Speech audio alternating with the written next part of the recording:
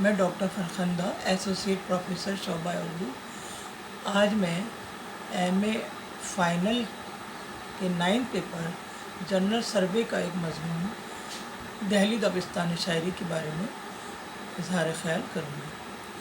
دہلی دبستان شاعری اور لکھنؤ دبستان شاعری یہ ہمارے اردو شاعری کے 2 اسکول تھے یا 2 دبستان تھے جن کے نظریات میں بہت زیادہ اختلاف تھا۔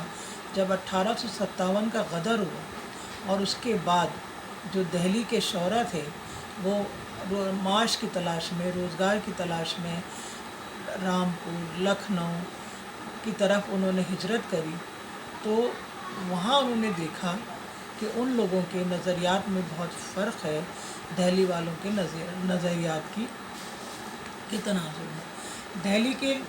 دہلی کے لیے ہمیشہ یہ آیا ہے کہ دہلی 7 دفعہ لٹی ہے۔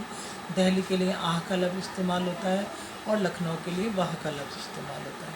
تو جب دہلی کے شعراء لکھنؤ گئے تو وہاں دیکھا، وہاں عیش و عشرت کا دورہ تھا، وہاں پر شاعری اپنے عروج پہ تھی، لیکن شاعری کے اندر وہ گہرائی، وہ گیرائی، وہ فلسفہ، وہ تصوف ناپید تھا جو دہلی کا طرہ امتیاز تھا۔ شاعری کے دہلی اسکول سے مراد شعراء کا وہ گروہ ہے جس میں دہلوی خصوصیات پائی جاتی ہیں۔ زیادہ تر شعراء دہلی کے سماجی، سیاسی اور تاریخی ماحول اور حالات کا شکار رہے۔ ان حالات و حادثات کی عکاسی ان کے یہاں ملتی ہے۔ دہلی ہمیشہ سیاست کا مرکز رہی۔ ملک کے ہر انقلاب نے دہلی کے باشندوں کو ہمیشہ متاثر کیا۔ دہلی کے انقلابات بے امنی، بے چینی، انارکی اور پریشانیوں اور مصیبتوں کے انبار لے کر آئے۔ میر کی شاعری دل اور دہلی کا مرثیہ کہلائی۔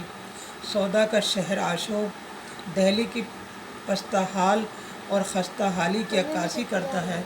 احمد شاہ ابدالی اور نادر شاہ درانی نے ملک میں جو تباہی و بربادی بچائی، اس کا پورا اثر دہلی پر پڑا۔ ذکر میر میں تو اس تباہی و بربادی کا حال یہاں تک لکھا ہے کہ شرفا ایک ایک دانے کو محتاج تھے، چنے بانٹے جاتے۔ دہلی کی تباہی و بربادی نے لوگوں کو ترک وطن کرنے پر مجبور کر دیا۔ خود میر لکھنؤ آ گئے۔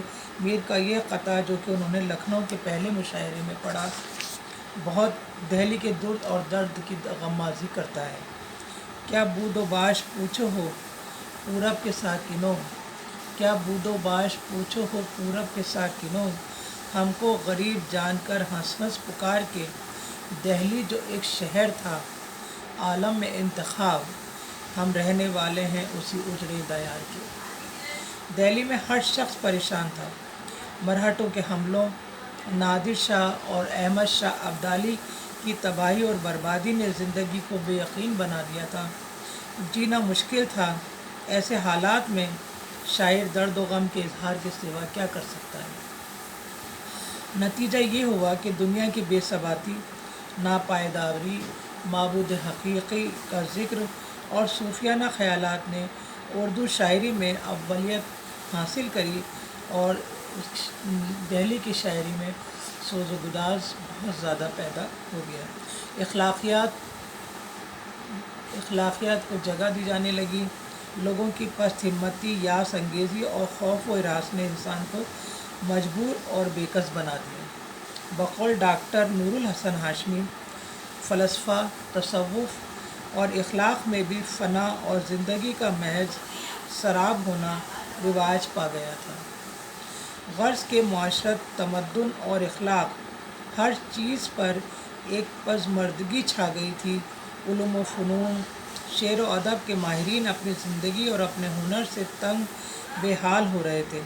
ان حالات کو دیکھ کر ہم کہہ سکتے ہیں کہ اردو شاعری کے پیدا ہونے، بڑھنے، رواج اور ترقی پانے کا تمام زمانہ، یعنی بہادر شاہ اول کے عہد سے لے کر بہادر شاہ ثانی کے عہد تک، سراسر زبوں اور بدحالی کا زمانہ تھا۔